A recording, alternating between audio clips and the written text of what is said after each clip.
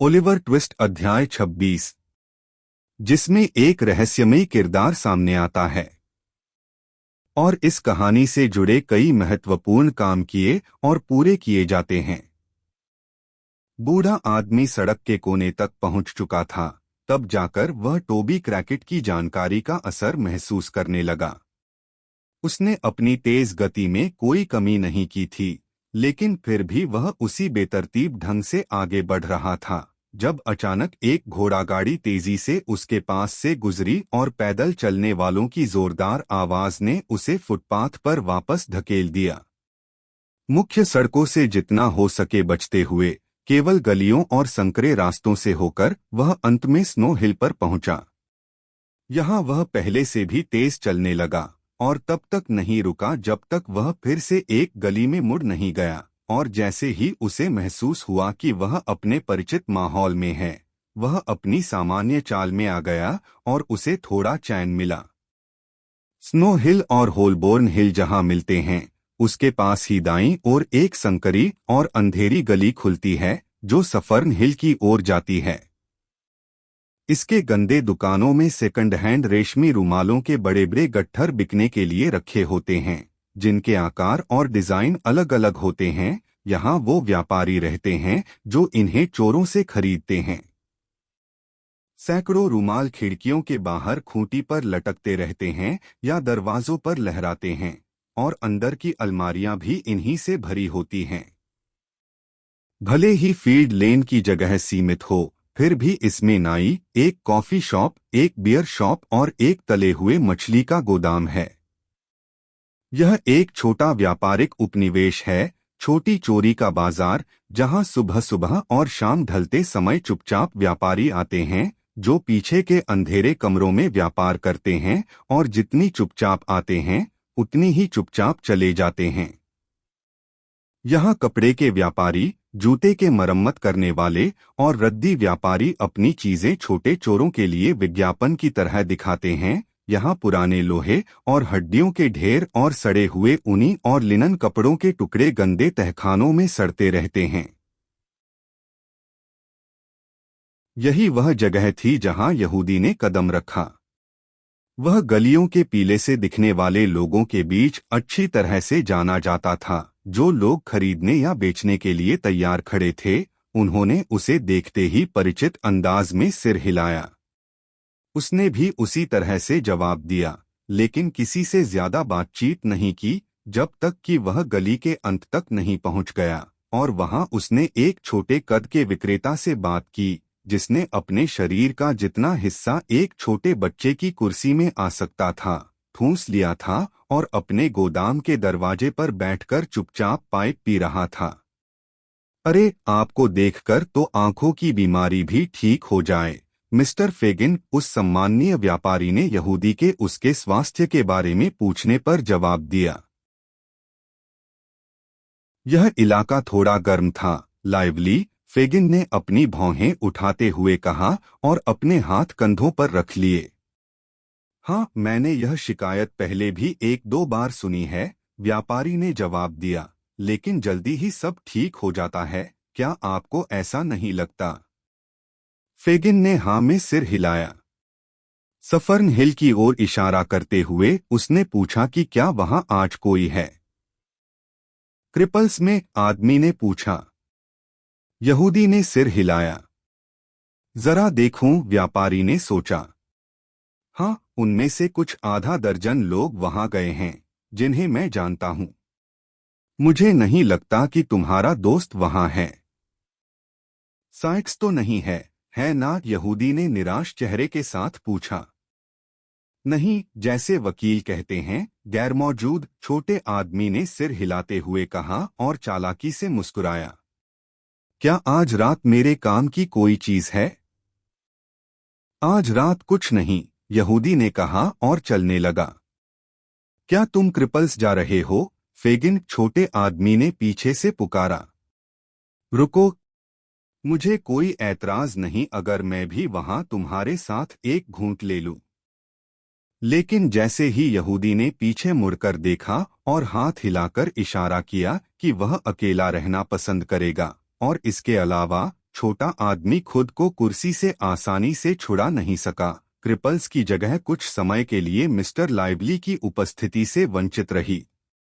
जब तक वह अपने पैरों पर खड़ा हो पाया तब तक यहूदी गायब हो चुका था, इसलिए मिस्टर लाइवली ने उसे देखने की उम्मीद में बेकार ही पैर के बल खड़े होकर देखने की कोशिश की और फिर से खुद को छोटी कुर्सी में जबरदस्ती फिट किया और सामने वाली दुकान में बैठी महिला के साथ सिर हिलाकर संदेह और अविश्वास का आदान प्रदान किया और गंभीरता से फिर से अपनी पाइप पीने लगे।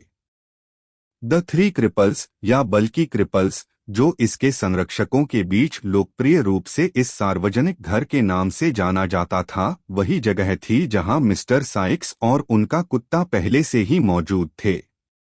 बस बार में खड़े एक आदमी को इशारा करते हुए फेगिन सीधे ऊपर की ओर चला और एक कमरे का दरवाजा खोलते हुए धीरे धीरे कमरे में घुसते हुए चारों ओर चिंतित नजरों से देखने लगा, अपनी आंखों पर हाथ रखकर, जैसे किसी खास व्यक्ति की तलाश कर रहा हो।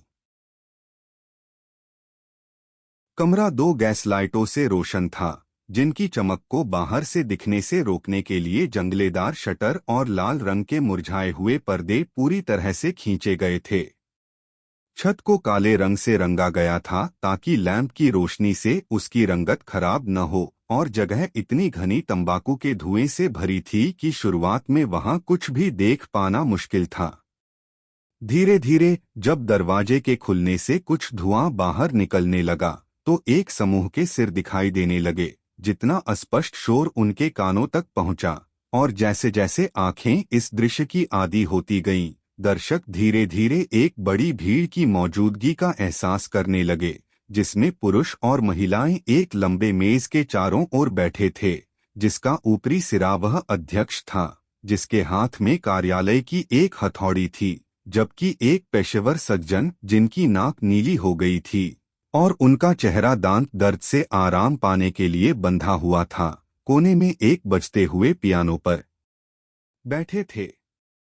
जैसे ही फेगिन चुपके से अंदर आया, पेशेवर सज्जन ने एक प्रिल्यूड के रूप में चाबियों पर दौड़ लगाई, जिससे गीत के लिए आदेश की एक सामान्य पुकार हुई, जो शांत होने के बाद एक युवा महिला ने 4 छंदों में एक गीत सुनाकर सभा का मनोरंजन किया, जिसके बीच में हर बार संगतकार ने धुन को पूरी तरह से जितनी तेजी से बजा सकता था बजाया।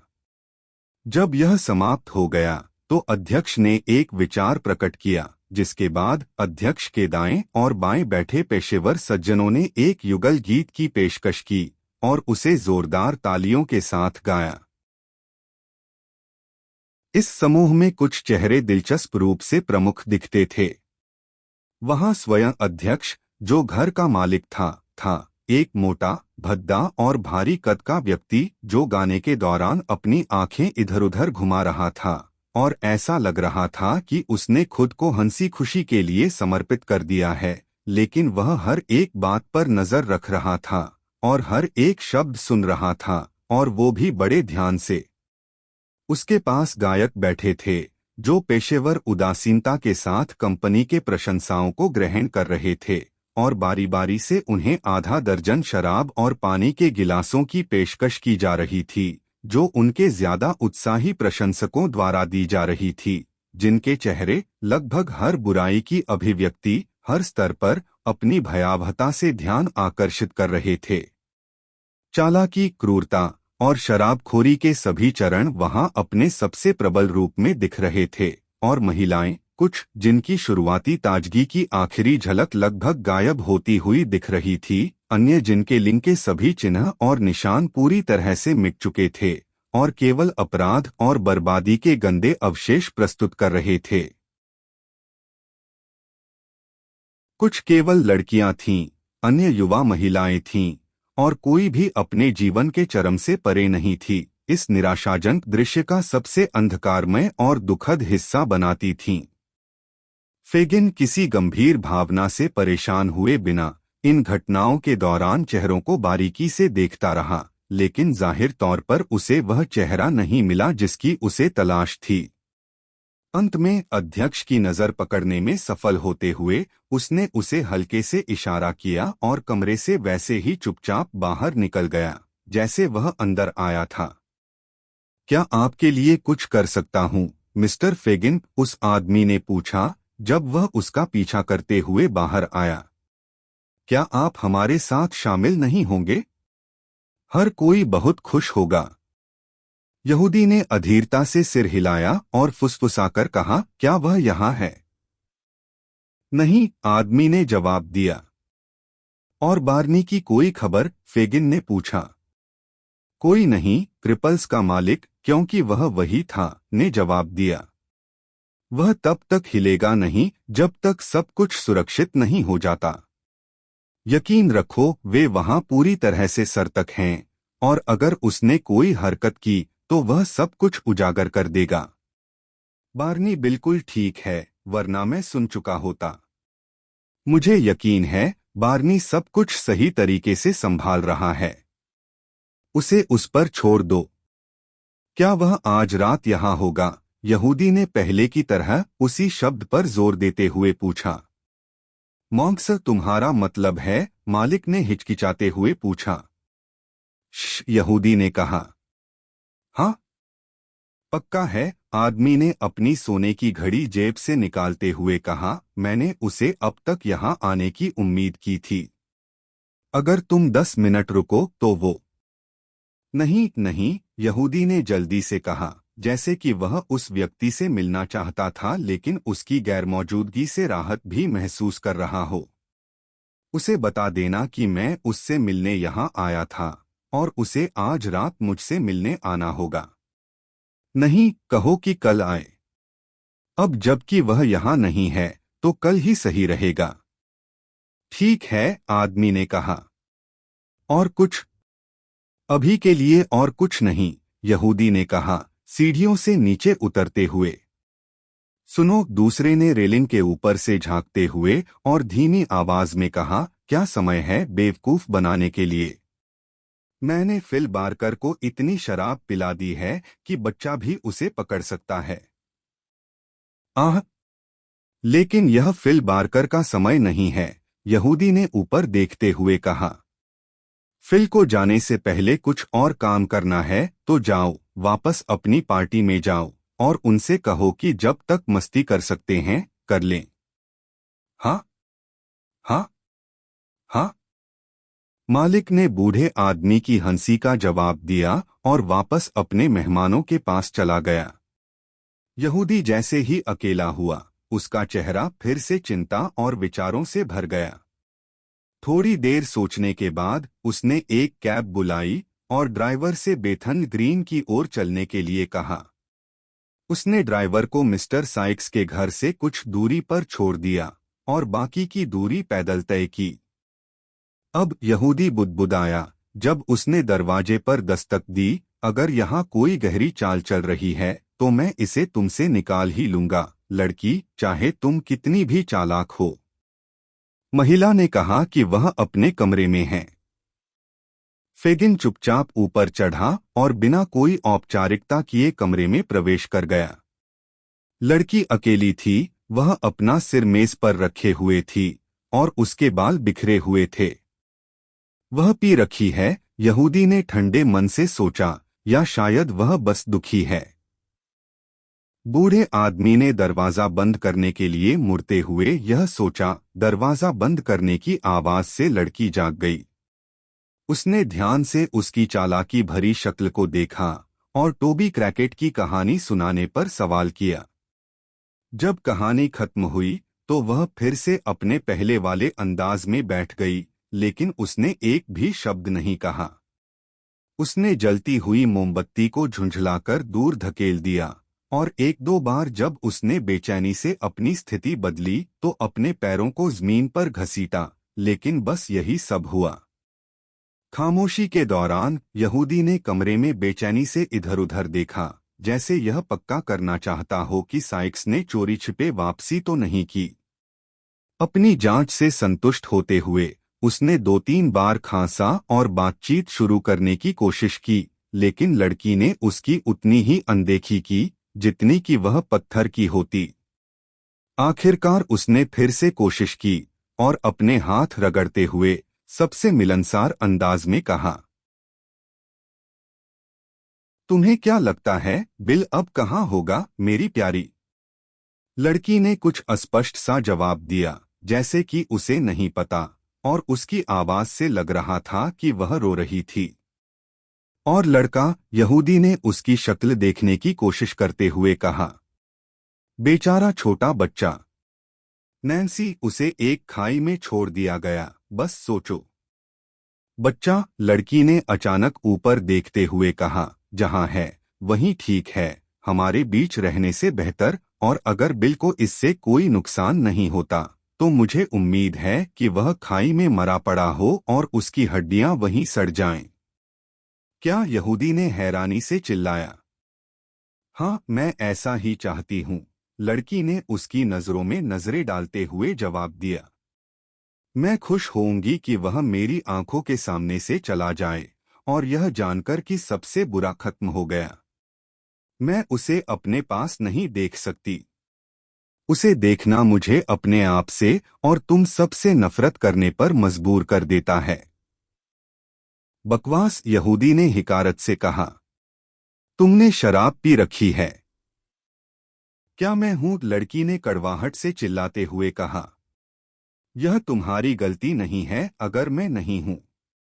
अगर तुम्हारी मर्जी होती तो तुम मुझे कभी कुछ और बनने ही नहीं देते, सिवाय अब के तुम्हारे मिजाज के हिसाब से यह सही नहीं है ना?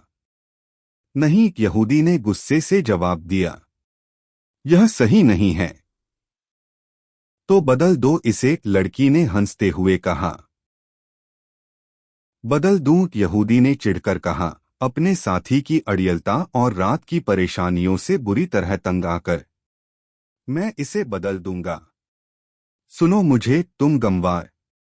मुझे सुनो, जो 6 शब्दों में साइकस को ऐसे मार सकता है जैसे मैंने उसकी गर्दन अपने हाथों में पकड़ रखी हो। अगर वो वापस आता है और लड़के को साथ नहीं लाता, अगर वो बच निकलता है और जिंदा या मुर्दा उसे वापस नहीं लाता, तो खुद ही उसे मार डालो अगर तुम उसे जैक केज से बचाना चाहती हो। और यह तब करो जब वो इस कमरे में कदम रखे, वरना ध्यान रखना बहुत देर हो जाएगी। यह सब क्या है? लड़की ने अनायास चिल्लाया। क्या है ये? फेगिन ने गुस्से में कहा। जब वह लड़का मेरे लिए सैकड़ों पाउंड की कीमत रखता है, तो क्या मैं उसे खो दूं जो भाग्य ने मुझे सुरक्षित रूप से पाने का मौका दिया है, एक शराबी गिरोह के चक्कर में जिसे मैं एक सीटी में खत्म कर सकता हूं? और मैं भी एक ऐसे शैतान के अधीन जिसे बस इच्छा चाहिए, और उसके पास ताकत है कि सांस के लिए हांफते हुए बूढ़ा आदमी एक शब्द के लिए हकलाया, और उसी पल उसने अपने गुस्से की बाढ़ को रोका और अपने पूरे रवैये को बदल लिया। एक पल पहले उसके मुट्ठी भींचे हुए हवा को पकड़ने की कोशिश कर रहे थे, उसकी आंखें बड़ी हो गई थीं और उसका चेहरा गुस्से से नीला पड़ गया था, लेकिन अब वह कुर्सी में सिकुड़ गया और डरते हुए कांपने लगा, जैसे उसने खुद की कोई गुप्त बुराई उजागर कर दी हो। थोड़ी देर की खामोशी के बाद उसने अपनी साथी की ओर देखने की हिम्मत की। उसे देखकर उसे कुछ राहत महसूस हुई, क्योंकि वह उसी उदासीन मुद्रा में थी जिसमें वह पहले थी जब उसने उसे जगाया था। नैन्सी, प्रिय, यहूदी ने अपनी सामान्य आवाज में कहा। क्या तुमने मेरी बात सुनी, प्यारी? अब मुझे परेशान मत करो, फेगिन, लड़की ने सुत आवाज में सिर उठाते हुए कहा। अगर बिल ने इस बार यह काम नहीं किया तो वह अगली बार कर देगा। उसने तुम्हारे लिए बहुत अच्छे काम किए हैं, और जब भी कर सकेगा और करेगा, और जब नहीं कर सकेगा तो नहीं करेगा, इसलिए इस बारे में अब और कुछ मत कहो। इस लड़के के बारे में, मेरी प्यारी, यहूदी ने घबराहट से अपने हाथों को रगड़ते हुए कहा। लड़के को बाकी लोगों की तरह अपनी किस्मत पर छोड़ दो, नैन्सी ने जल्दी से कहा, और मैं फिर से कहती हूँ, मुझे उम्मीद है कि वह मर चुका है और खतरे से बाहर है, और तुम्हारे चंगुल से भी बिल को कोई नुकसान न पहुँचे, बस।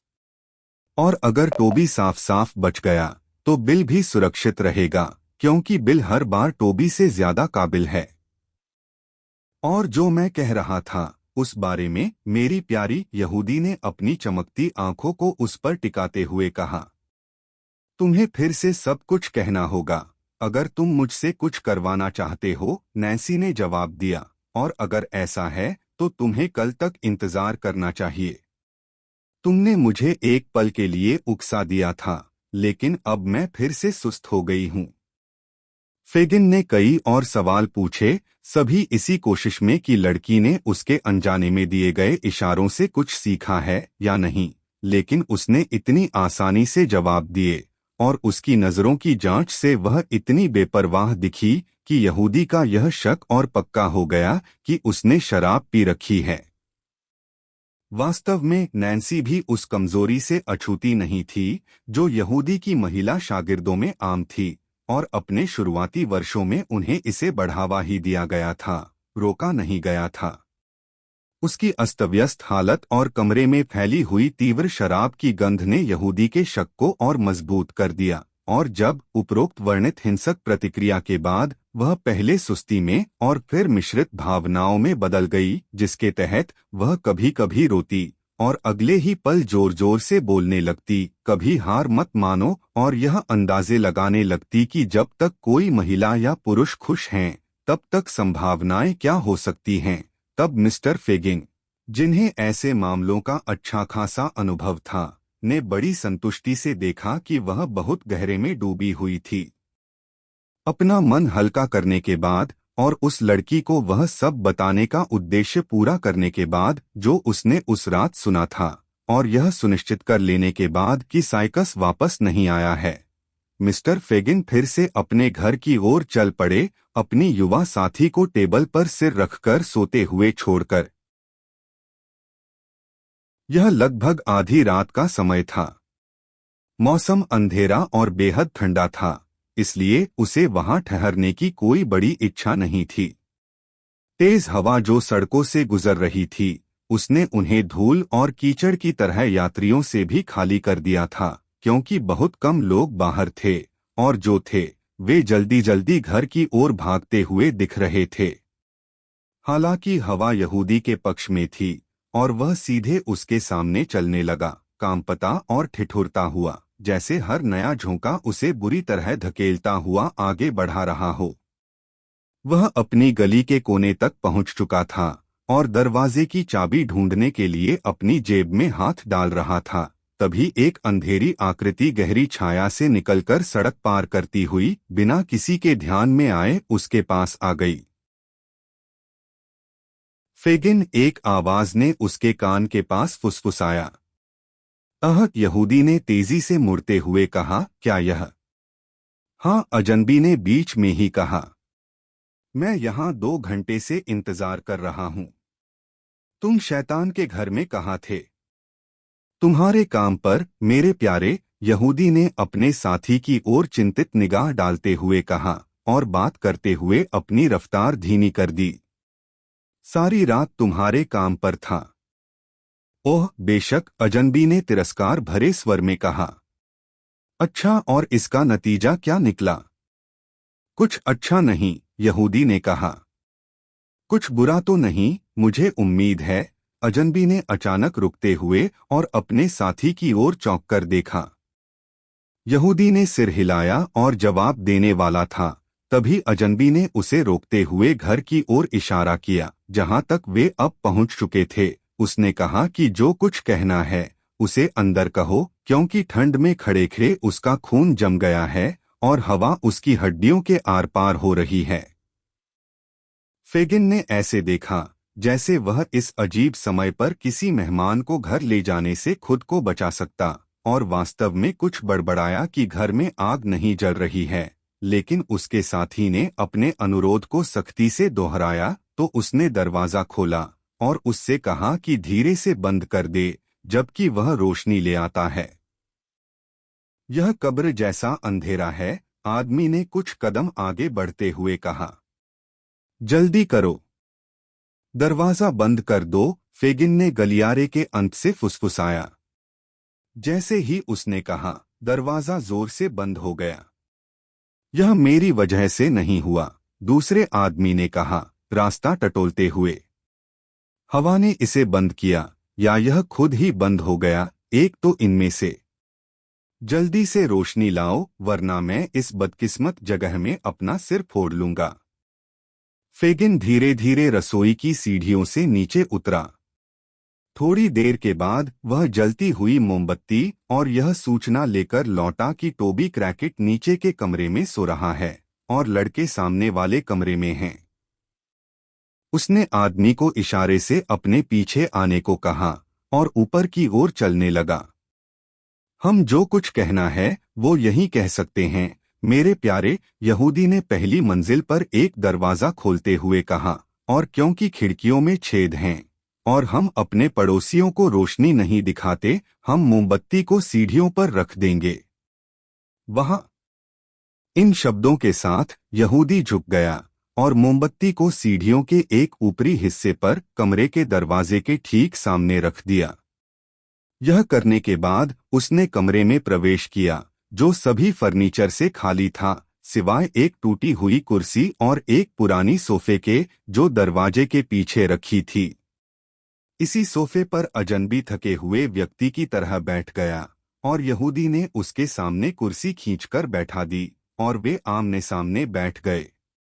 पूरी तरह अंधेरा नहीं था, दरवाजा आधा खुला था और बाहर रखी मोमबत्ती से हल्की रोशनी सामने की दीवार पर पड़ रही थी।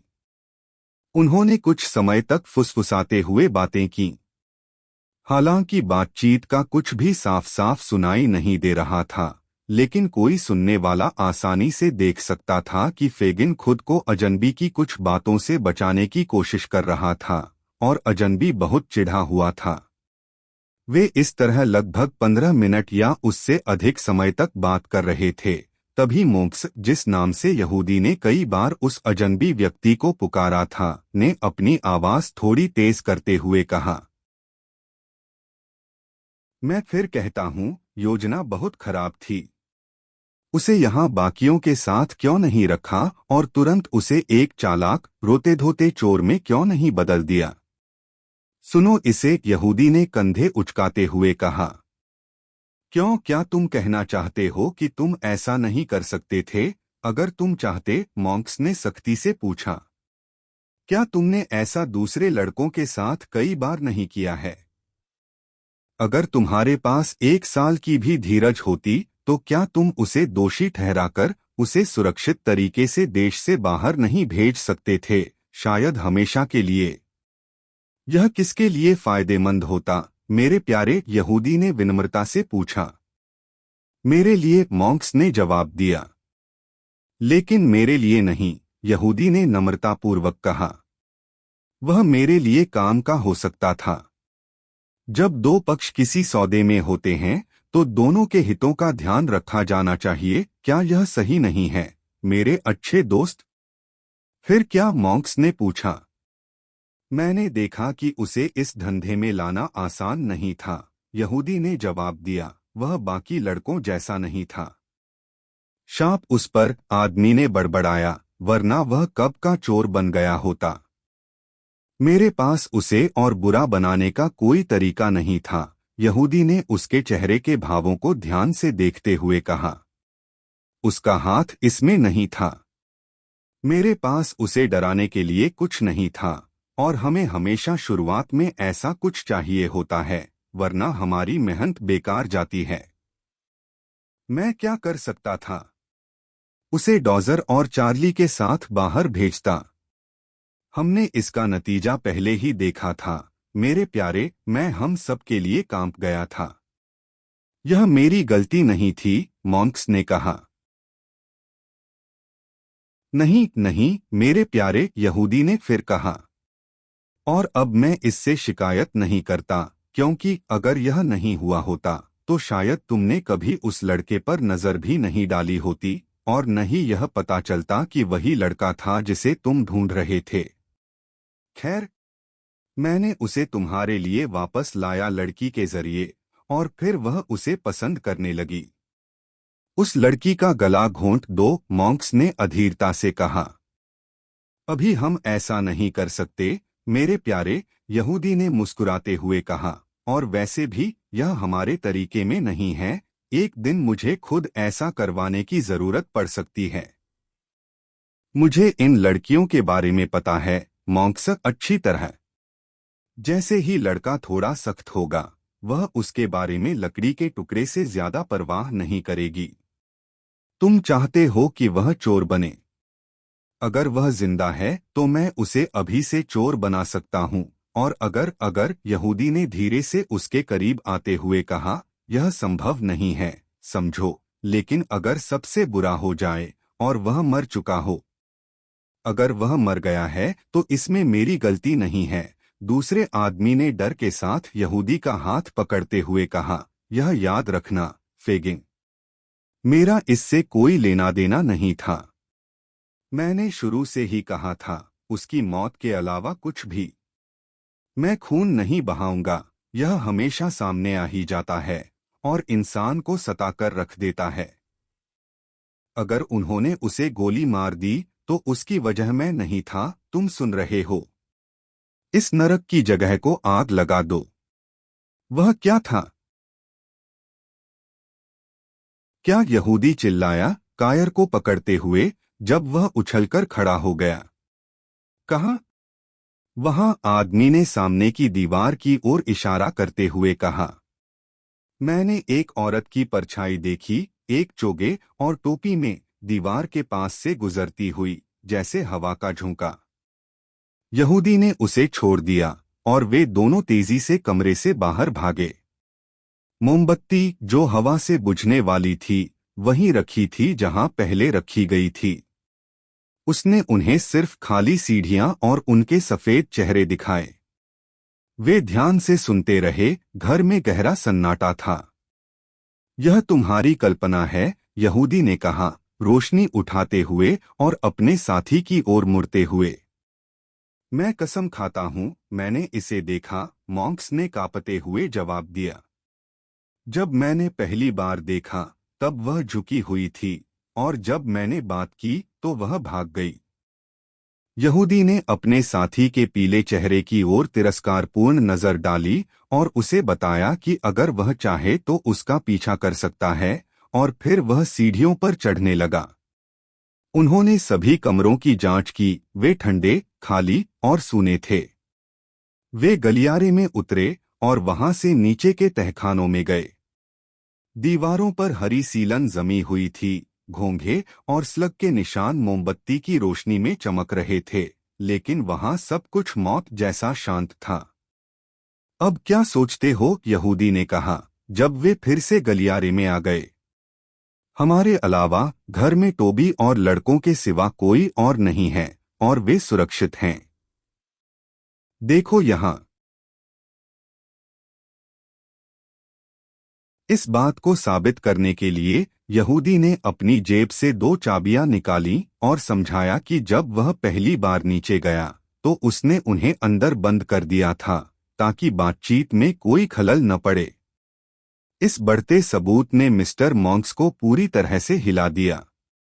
जैसे जैसे वे खोज में आगे बढ़ते गए और कुछ नहीं मिला, उनकी विरोध की तीव्रता धीरे धीरे कम होती गई, और अब उन्होंने कई कड़वी हंसी के साथ स्वीकार किया कि यह केवल उनकी उत्तेजित कल्पना हो सकती है।